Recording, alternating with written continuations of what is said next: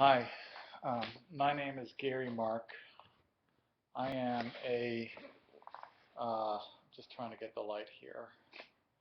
Okay. So, uh, I'm 58 years old. Actually, I will be 58, completely 58 on September 2nd. So just a couple of months away from now. I'm going to start a series of discussions, and I welcome your input and reply videos and comments and so forth. Um, I'll set up a Facebook page and so forth. And the discussion is going to be on the Yoga Sutras of Patanjali by B.K.S. Iyengar, who I completely respect as a profound yogi and wisdom teacher that we are so fortunate to have encountered. Um, there are the ancient Hindu scriptures like Yoga Sutras of Patanjali, the Upanishads, and the Bhagavad Gita are, you could just read them over and over and over and over and over again. You could stop and focus on one verse and, let that meditate on it and let it fill your entire being, and it will bring you close to the divine inside of yourself so that you can experience bliss absolute, which is where we all come from.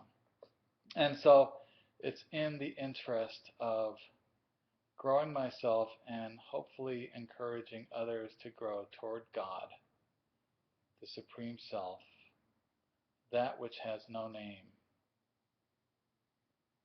Many religions call it by many names, but that which has no name is the Supreme God, or the Supreme Self.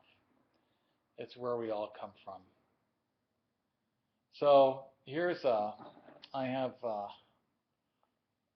here's the book itself. It's called the Yoga Sutras of Patanjali by B.K.S. Iyengar. And I'm going to keep these videos to approximately 5 minutes or so because this is so much profundity. Every page is profound. And so here's the dedication page. I mean, that alone speaks volumes. It says, "This work is my offering to my invisible first and foremost guru, Lord Patanjali." And very profound words of gratitude and respect by Mr. Iyengar. So let's, I think covering the introductions is very helpful. And at some points, I'm going to be reading these introductions because, I think, anyway, let me just, um, here's a foreword by Godfrey Devereux, author of Dynamic Yoga. And I'm going to read it. I'm going to read it because I think it's like really helpful. So the first paragraph says, Patanjali's Yoga Sutras are the Bible of yoga. Very true. Let me just say here that yoga means unity. The English word yoke, many of our English words come from the Sanskrit. They either come from Sanskrit or from Sumerian. And yoga, it comes from yoke, which means to pull together or to tie together. At the end of the day, we are already tied together with our Supreme Self. We are already at our fundamental core united with our Supreme Self. We suffer because we forget this fact. And we forget this fact because we begin to overfocus on the phenomenal world, forgetting where we come from. There's a famous quote from the Bhagavad Gita which says, "Fix your mind on me alone. Rest your thoughts on me alone. And in me alone you will dwell hereafter." And Krishna is saying these words to Arjuna.